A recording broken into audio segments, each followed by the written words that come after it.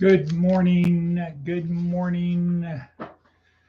fellow humans. Today is Monday, February 5th, 2024. Here we are in southwestern Nevada in Pahrump, or Pahrump, some people say. My name is Edward Bevilacqua. This is Department of Career Services, where our goal is to help you get from where you are to someplace better. That's it, from point A, to point B, from someday Isle, crossing the river denial to Successlandia. That's it, no big deal. Just to help you on your journey, to get the most meaning and purpose out of it, to learn skills, take shortcuts, valuable shortcuts, hacks to get you to where you need to be to have the most fulfilling life possible, which would be to nurture and share. Okay, sounds like there's a bird outside. To nurture and share the presence of the Creator within. But that's it. I don't know if it's the door or it's outside. Door or outside. Oh well. Just have to live with it. Can't live with it, you can't live with it. All right, so here we are. This is our daily podcast. The most important thing is to create a routine, to watch it every day. And we are very appreciative. We, the people here at Thriving Warrior, are very appreciative that you do. So day one for Medicus Von Atticus, reporting for duty. Good job. Day one. Could have been day 8, but it's day 1. That's okay. Don't look back, look forward. So our goal is to help you move forward in the best way possible. Oh.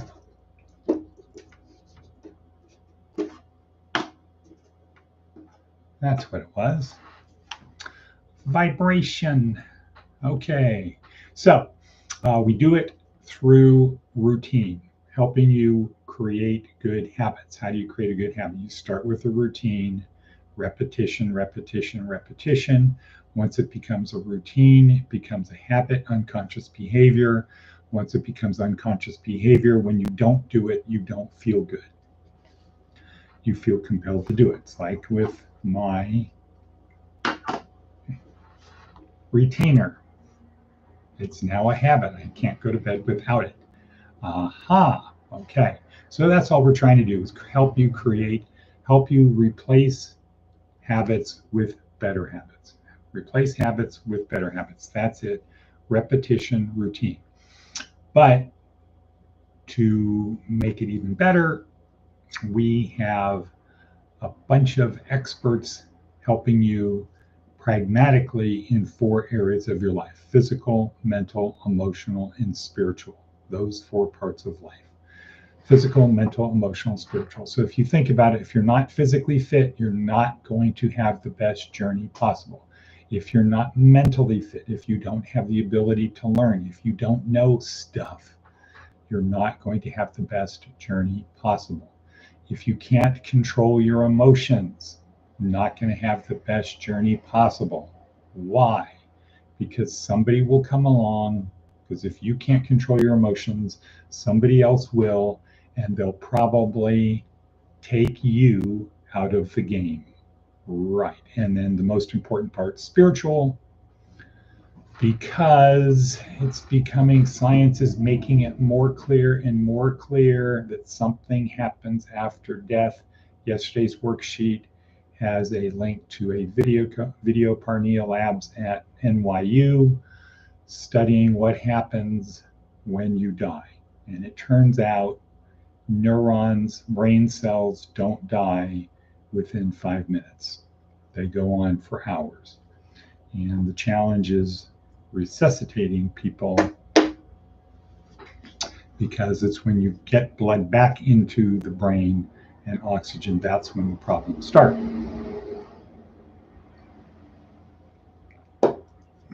but when they have these people who have died and then brought them back, so they were dead, now they're not dead, people have experiences of what happened in this gap. And part of the crazy thing is they had no brain activity. So how can you have an experience in this gap, however many minutes or hours it is? How can you have an experience during this gap if you have no brain activity?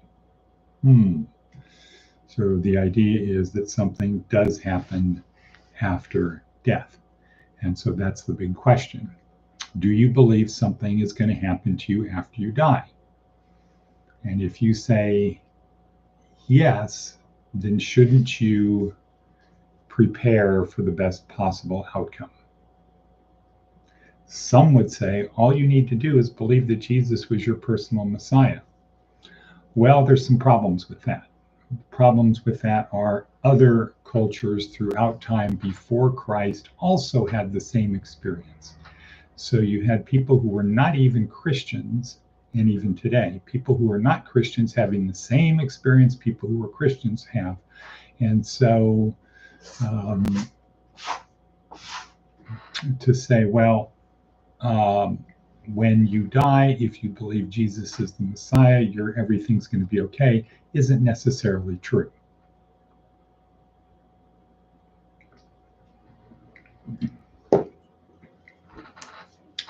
But that's for a different time, different place. That's for the weekend. This is during the week. And the theme of today's podcast, the theme of today, what if you ignored the flaws? So down below, we have Darren Hardy's talking about this, giving examples of wonderful things that happen. You ask somebody's opinion, what do you think about this? And instead of getting the big picture, the miracle, the wonderful thing that happened, they point out a little tiny flaw, which takes the wind out of the whole thing. And it's a thing we all do. So the question today is, what if you ignored the flaws? What if you focused on the big picture, the accomplishment? It makes me think of Teddy Roosevelt's thing about the credit goes to the man in the arena, not the critic who points out how he could have done better. Okay, so that's number one. And Darren Hardy video.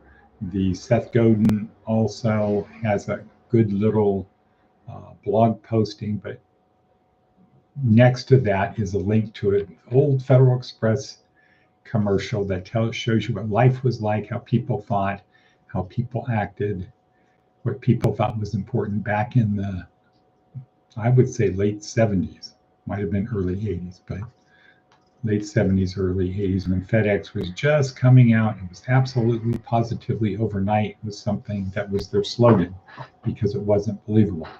Advice from an 80-year-old: in a fight, hit first and hit hard. Yeah, try to avoid fights, but if in a fight, hit first and hit hard. That's kind of out of Wyatt Earp, out of the movie Wyatt Earp,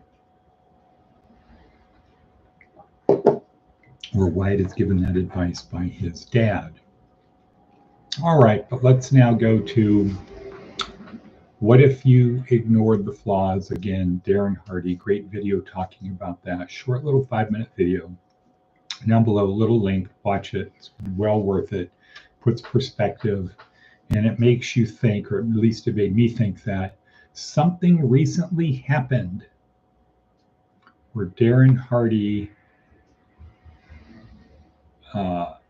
had this experience, and now he's throwing it out there just to really drive the message home to a person who said, good job, but I have notes, after he did what he felt was a performance of a lifetime and was looking for, God, great job, that was a performance of a lifetime.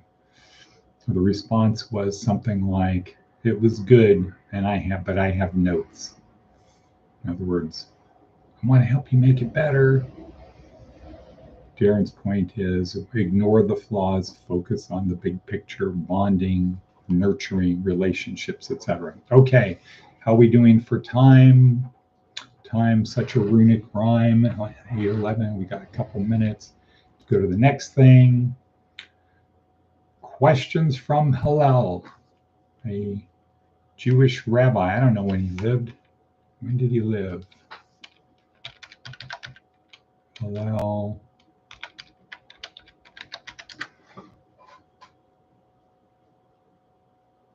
Jewish religious sage scholar, blah, blah, blah, blah, blah. Birth date.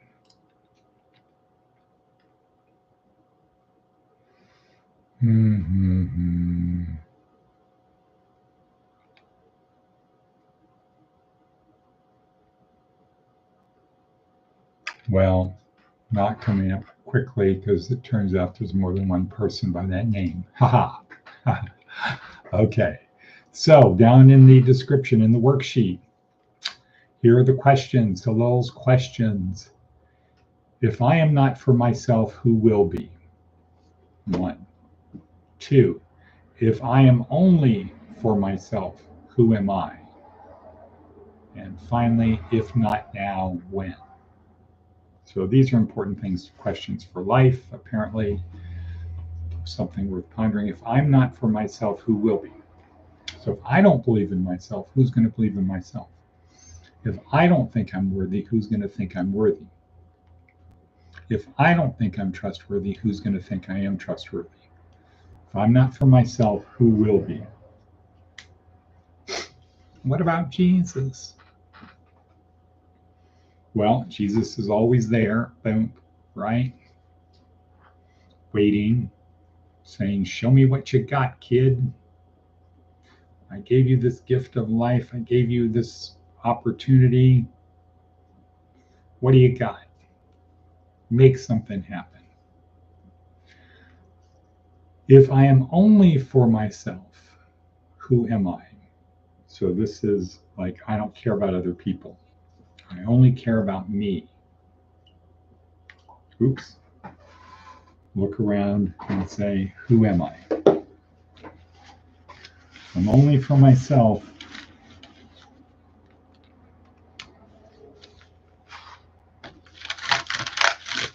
If I'm only for myself, who am I?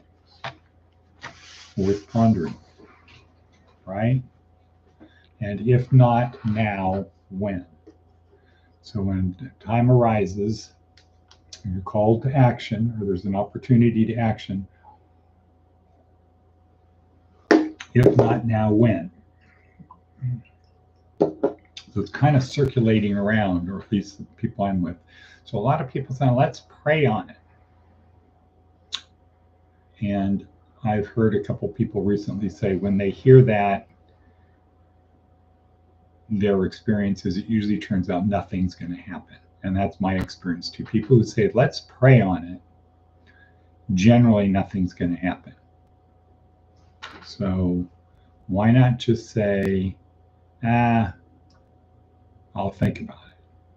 Why blame God? Why put it on God? It's God's fault, man. He didn't want me to do it, man. I don't know. I wouldn't say that's the way to go. If not now, when? So 3 things to think about. Okay, we'll close with our simple things for planning. 4 steps. Say something great is going to happen to me today. Boom. Something great is going to happen to me today.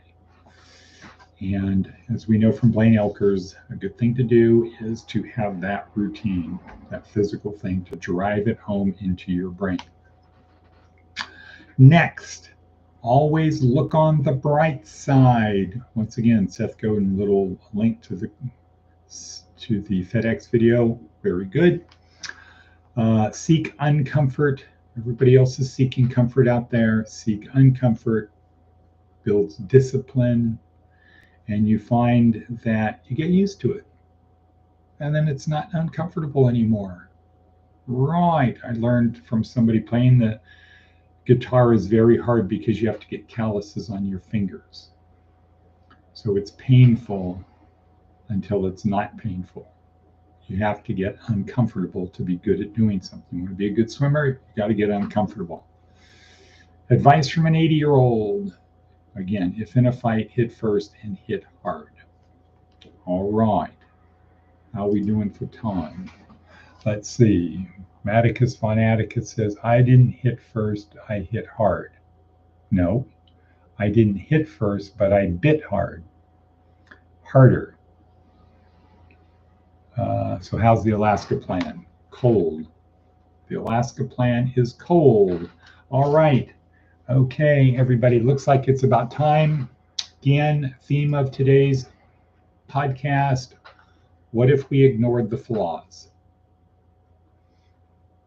What if instead of being the critic, we were the champion, we were the advocate for the person who did something, even though it wasn't perfect, something worth remarking about? Boom, number one, halal, halal. If I am not for myself, who will be? If I'm only for myself, who am I? And if not now, when? Okay, let's take those to the bank. People pleasers. All righty then. And with that, I'm going to say and cut until tomorrow. But today is going to be a big day. People coming from the state, people coming from Las Vegas to see our humble thing to help us move forward. Big, big day. And then tonight, off to the NAN event, National Action Network monthly meeting. We'll be bringing a little group with us, including the chaplain of the jail. Time now to get on the Peloton. Haha. Okay. Thank you all for being here. Boom. Come back.